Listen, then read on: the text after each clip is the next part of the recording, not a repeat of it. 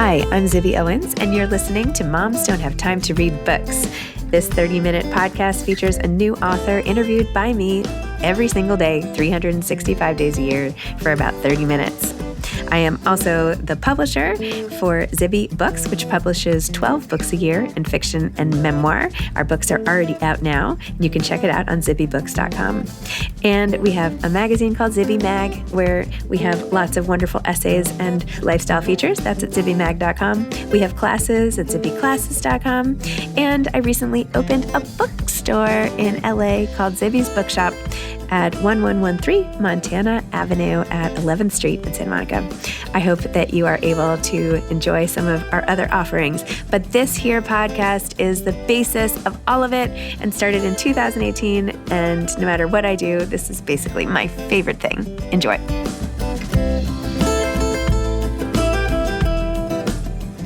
Sunny Hostin is the author of Summer on Sag Harbor. This is her second time on Moms Don't Have Time to Read Books, so you can go back and listen to her first one as well. Sunny is the co-host of ABC Daytime's morning show, The View. You may have heard of it. Prior to that, she was a legal analyst at CNN. And before joining CNN, she was an ABC News anchor and appeared on the Fox News channel. She has covered a million different topics and has published many popular and scholarly articles in many outlets on many, many topics. And as a federal prosecutor, she was awarded with a Special Achievement Award by then Attorney General Janet Reno for her prosecution of child sexual predators and work with child sex abuse. She was also a managing director of business intelligence and investigations at Kroll, the world's leading risk consulting company. She received her undergraduate degree in communications from Binghamton University and her law degree from Notre Dame Law School. A native of New York City, she lives with her husband and 2 children in New York. Please enjoy. Welcome, Sunny. Thanks so much for coming back on Moms Don't Have Time to Read Books, this time to discuss Summer on Sag Harbor. Yes, thank you so much for inviting me back. I had such a good time the last time for the last book, so I couldn't wait to chat with you again. Oh, I was actually just watching the video of that from last time, which I don't know why I hardly ever do when people come back, but I was like, oh, I wonder what was I wearing that day? Anyway, as you know, I was raving about your last book and we were talking about it being like, what's the difference of a beach read and is that a bad thing or a good thing? And you were saying how you try hard not to make books frivolous in any way, right? They don't have to, it always has to have a deeper meaning. And this book, again, touches on so many important themes. So anyway. Thank you for noticing. Well, it's interesting to me because when people see you with a book that has a book cover with a woman on the beach or walking on the beach or a couple walking on the beach, they immediately sort of think it's vapid. But I think that escapism is really important in today's environment, right? We've gone through a tough couple of years. I know my family has and families across America. And so I thought, well, let's address some of the issues that come up, almost every day.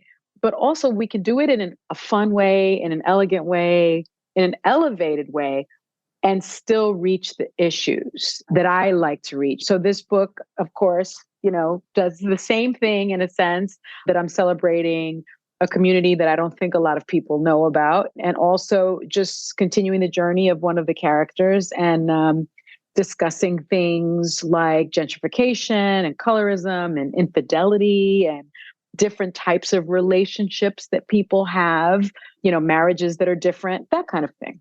Yeah, just a little of that, By the way, I did not even know that this piece of Sag Harbor was a thing. I know. And I've been going out there forever. Isn't that I'm crazy? Embarrassed, really embarrassed. Well, the thing is, it's funny because Joy Behar lives there and I often visit with her and I summer there every year since my kids were. Actually, I found the place when I was pregnant with my son. So it's been 20 years. And I visit Joy, and she had never been on Havens Beach, which is a beach on Sag Harbor that's in an exclusively African-American, or I should say not exclusively, but historically African-American community that was founded in the 50s. And she was like, I didn't know this paradise existed. She just had no idea. And she lives there. She lives there during the summer, and she lives there, basically every weekend. And I think it was shocking to her that this enclave not only exists, but it's existed since the 50s. And that's one of the things I wanted to highlight because, I think when people think about the African-American community, they're not necessarily immediately thinking about wealth. They're not necessarily thinking about beach. They're not necessarily thinking about home ownership. And it's something that has been going on since the late 1800s, not in Sag Harbor, of course, but in Summer on the Bluffs, I explored that Black folks were really only allowed to buy beachfront property in 3 places in the United States, unfortunately. But they did own homes in Oak Bluffs. They do own homes in Sag Harbor, and they do own homes in Highland Beach. And I just thought it was really special to let people know, hey, this kind of paradise exists and it's open to you. And I'm hoping that the read is aspirational and sexy and fun, but informative too. Well, you do say in the book that the residents are very pleased that nobody knows about it. And I think they're going to be so upset with me. I actually called I call her one of my summer sisters, and I gave thanks to them. And I said, I wonder, people are going to be visiting more. She's like, yeah, thanks. But what's great is she's also a realtor. And she's like, you know what? It would be wonderful if people learned about our community, because it's a really important community. And it's, I think, pretty historic, in fact. And actually, the 3 communities in Sag Harbor that I kind of highlight in the book are Sag Harbor, Hills, Nineveh, and Azurest. And they have just been, as a group, landmarked as historic sites. So I just think it's really cool that now this world is open to a bunch of people. Yes. It is very cool. Well, of course, your book is about the people, not just the place, but having a strong sense of place is wonderful and adds to the escapism and all of it mixed up. But you start off with your main character finding a letter that is disturbing from... Well, yeah. I will tell you, in many ways, I always knew where the 3 books, the trilogy with HarperCollins, were going to be placed, because these are my love letters basically to these places that I summer. These predominantly African American communities that no one has heard of, these beach communities and coastal communities. But it's very much a love letter to my book club readers, because as you remember, my book came out during the pandemic. And so I couldn't do the traditional book tour. I had to do, it mostly virtually. And so I must have met with about 50 book clubs or more. And I got a lot of feedback, and everyone kept on saying, I love Summer on the Bluffs, but what about Olivia? Okay. Why did she get the short end of the stick? That's not fair. And I was sort of like, wow, I actually would never have imagined. I'm so thankful that people connected with the characters so strongly, and they wanted to know more about Olivia. And that's why this book is centered on Olivia, because apparently there were unanswered questions that I hadn't really considered. And I hated that readers who love the book felt that Olivia's journey was interrupted and that she didn't get her due. And so we find out in this book that she also goes on a journey. And that journey is in Sag Harbor. And she has connections to Sag Harbor that she didn't know about, but for her godfather, Omar, leaving her this letter. And it takes her several years to even open the letter, because she's so consumed with her anger, like many of us are, and grief. Really, it's more grief than anything, and unanswered questions. And he actually answers some of the questions in the letter. And those were some of the questions of real readers. I mean, they were like, well, what about this? What about this? Why doesn't she know more about this? And I thought, well, this is great. I mean, it was a treasure trove for me. And I explained back to my readers, this is what happens. And so it's really about Olivia in Sag Harbor trying to find more about her biological father's estranged family, right? And so she thinks she's on a journey to find out about her dad and that family, but really she's on a journey to find out about herself and what she needs and what she wants and what she deserves, importantly. So I think a lot of women don't ask for what we deserve and, sort of put our desires into this self-doubt box. And I wanted to explore that. And she learns so much about herself. I also, I think you may have noticed in reading the book, thank you for reading it, I wanted to explore the issue of therapy. It's something we talk about on The View all the time. Joy Behar is a huge proponent of therapy, and Sarah Haynes is as well. And I've never been to therapy, although I'm probably a lunatic and probably really need to do some therapy. But it's something that has been stigmatized so much in so many communities that I thought, I'm going to speak to a couple of therapists about their process, which was so much fun for me. And, how they do what they do, because they really are changing people's lives. And so now I have Olivia going to see a therapist, which is something that has also sort of been stigmatized in the African American community, especially for women. And I thought, well, let's bust that open. Let's talk about that. And let's just give a little peek into what that looks like so that people are more comfortable with the process. And that's why the therapy piece is in there, because of my co-host, but also because I think it's an important thing. Yeah, therapy is so essential, especially, I used to be in therapy until I ran out of time, which is now when I probably need it the most, because so that someone could tell me to like stop doing what I'm doing. But I'm like, no. No, but I feel like particularly now, and I was just talking to another author who teaches, and I was asking what she was sort of seeing as themes in some of the essays of her students. And just, she was saying just so much anxiety. And that she, as a teacher, she didn't even know what to do with it all. Like, what could she do, Well, I think so much of it is that we've gone through a tough couple of years, right? I mean, we've had a pandemic where so many people are missing their grandparents or their parents and many loved ones at their Thanksgiving dinner. I know my in-laws both died from COVID. So, we miss them. And kids experience that firsthand, that kind of loss that no kid should really experience. And I think also that kind of tragedy. And I think also there's the school, that no social contact for a couple of years. And then when there was contact, it was mass contact. And so, especially the really little ones, they grew up looking at people with the mask on. Yep. And so, of course, there's more anxiety now. Yeah. Of course, there's less socialization. I see it in my teenagers. I mean, they experience grief and fear and not being able to connect. My son didn't have a graduation, didn't have a prom, didn't have a traditional graduation. The parents weren't able to be there. Everybody was separated on an outdoor field. I mean, these are real things and real emotions. And I'm glad so many of our young people, though, are willing to talk about it, right? Like you do hear that. At least this teacher heard about it. Like my kids are like, I'm feeling very anxious today. Like they will tell me, they have the language to express their feelings. They're not afraid to express their feelings, this generation. And that makes me happy. I mean, Olivia is a different generation, Olivia Jones. And so she doesn't have the words and she doesn't have the language to express what she's really been going through, which is quite a lot. I mean, a lot of grief, a lot of anger, a lot of displacement, all of those things, and a lot of relationship issues and issues within herself. I'm sorry about your in-laws. Oh, no. I also lost, so I lost my mother-in-law and my grandmother-in-law. Oh, I'm so sorry. Yeah. So I don't know what brutal. Your experience was like, but it was horrific for us. It was horrific. It was brutal. I mean, you couldn't be with them. Yeah. Right. And for kids to kind of see that firsthand, I think not only children, but and teenagers and young adults, I think we are all in a place where we could use an escape, some insight into how we're feeling. And that's why part of the book is placed during the pandemic, because we all experienced that together.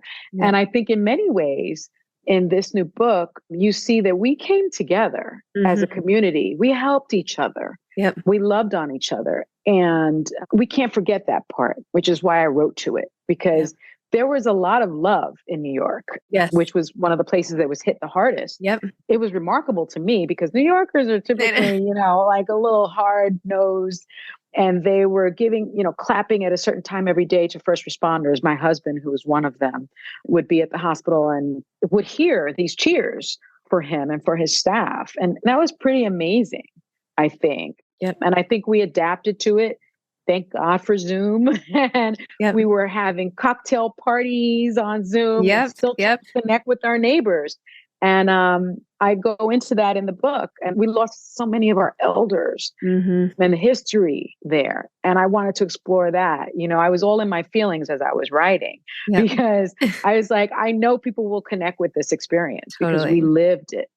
Totally. Oh my gosh. Yeah. It's hard to even remember and that it was it like just happened. Like It in the just history books, happened. if you're like, oh, something that happened in 2000 and then it was 2023. Yeah, 1918 Yeah. pandemic. Well, it just happened to us. I know. Like we actually lived it. Yeah. I mean, And can you yet, imagine that? nobody's being nice in New York anymore. I mean, No, right? things have changed a little bit. Now it's But I like, remember. yeah, the, yeah, a little dicey. Oh my goodness. Okay. So the end of the trilogy then, tell me about that book. Yes. Well, I decided, as I mentioned, on the places. And the third place that African Americans were allowed to buy beachfront property was Highland Beach, Maryland. And it's not too far from Annapolis. And Frederick Douglass actually owned a home, a summer home. And it's Wow. like history that I learned about because my friend Erica owns a home there. There aren't really hotels there. This is even a more exclusive community than Sag Harbor. I've been there many times, and there's a wonderful museum. And you have the Frederick Douglass home there and his descendants living there. And there are a lot of octogenarians that I actually interviewed just to get a feel of what it was like owning a home in this place that has such a storied history, but is still very hidden, perhaps intentionally, perhaps intentionally. But I wanted to introduce also just new characters. I thought that was, and I love historical fiction. So that's where the third place is, and you'll meet some new people. I'm about 150 pages in. Nice. And I'm hoping that people will respond to it in the way that they've responded so far to the first two books. I've been kind of overwhelmed by the lovely response. It's been pretty cool. That's awesome. It's really exciting. Well, aside from the fact that nobody's ever going to invite you to their house in like a remote community again. Oh my gosh. Aside from that, it must be fun. It's so much fun. What I always explain to the people that I interview in preparation for the books, because I'm a type A personality, so I prepare a lot. Look, this is a piece of history that no one knows about. Let me write to it. Let me tell your story, and I'll be very respectful of it. And I know with the Vineyard, there were book tours. People had shirts that said "Summer on the Bluffs." It opened up a world to so many people. I got so many emails on my website, like, "I'm on Martha's Vineyard for the first time, and everything you write about is real." I'm like, yeah. Aww. I actually went there again last summer, which I always do in August. And the owner of C'est La Vie that I write to in the book and write about, he's like, "My sales went up like 100%. He's like, "Thank you so much." And Donovan, who I write about, said, "Thank you so much. It's done wonders for my business. We have people that are stopping by and telling us that they read about this paradise in your book. And can we take a picture?" So I think the dread that a lot of communities have, like, "Oh my gosh, this is not my little secret anymore," is definitely displaced by, wow, these people will love this place as much as I do and respect this place. And now we have more friends. Yeah. And I think that was the experience for at least the first one. I hope I was just no, kidding. I know. But there were there were real concerns. Like people were like, "You're writing about the Vineyard? Wait a minute. Like the real places? Oh, what's our August going to look like?" And I'm like, "It's just going to look like you made more friends." Like, I think it's so cool. Because I know when I read Larry Graham's book, Our Kind of People, it really opened up a world to me. I was like, what? I knew about the sororities and fraternities because I'm a member of Alpha Kappa Alpha. I knew about the Links because I'm a member of the Links. I knew about many of the things in his book, but I didn't know that Black folks were not allowed to buy, and I didn't know that they did buy. There was just so many things that I learned. And I thought, well, I may not do it in the way that Larry did it, Lawrence Graham, which was really, not fiction. He wrote the history down, but I can combine the two and make it a little more, easy to drink. So that's always my goal with a beach read. Well, it's like, how they say when you're giving directions, sometimes this is like a massive gender generalization, which from the past, but that, women often need like the story of the drive. Yes. Like, and then I passed this beautiful little house with the pink roof. And then I did, as opposed to like this, and this. Exactly. I feel like it's the same sometimes with history. Like I would so much rather read your book, feel like I know a place in a different way and like experience it than reading a history book about it personally. It just makes it fun and digestible.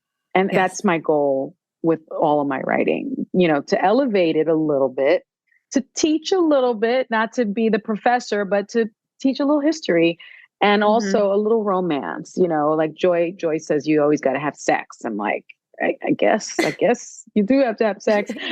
So my books do have a little bit of that, as you know, but digestible, and fun. And when do you get everything done? Like, what are some of your time management secrets here with being on TV and writing and publicizing the book and everything else you do? It's a little crazy. I don't sleep as much as I should. I probably get about 5 hours of sleep a night. My dear friend Sanjay Gupta said I'm taking years off of my life, and that's probably true. But I have insomnia, so I don't sleep much. And I happen to be a natural night owl. Like, I really think there is something to this notion of circadian rhythms, right? So like I am my best at night. My husband is this early bird. He's really good at 5 a.m. I can't see 5 a.m. We have the same thing here. I can't see 5 a.m. We're on different I don't like 5 a.m. Even though I'm a morning talk show host, I'm not really a morning person. I'm kind of forced to be a morning person because of my career choices, but I write at night because that's when I tend to be most productive. My children are asleep. I know that they don't need me. My husband is asleep because he's an early riser, works out like at 5 a.m. I think it's bizarre. And just the house is quiet. The dogs are sleeping. The chickens are, nesting in their coop. And I basically just go into my office and start writing. I have a cup of tea, and I love to write in the winter because I have a fireplace behind me, and I just write. And unfortunately for me, sometimes it's 2 a.m. and I'm like, oh my God, I've got to do the View tomorrow. I got to go to bed. Sorry, like rush to bed so I can get like 4 hours of sleep or 5 hours of sleep. But I write at night. That's generally my process. On the weekends, my children have activities, especially my daughter now, who is in high school and a track athlete. And so if I'm not at a meet, I'm generally writing, trying to meet my deadlines. And I haven't missed any deadlines. So I've been pretty lucky in that.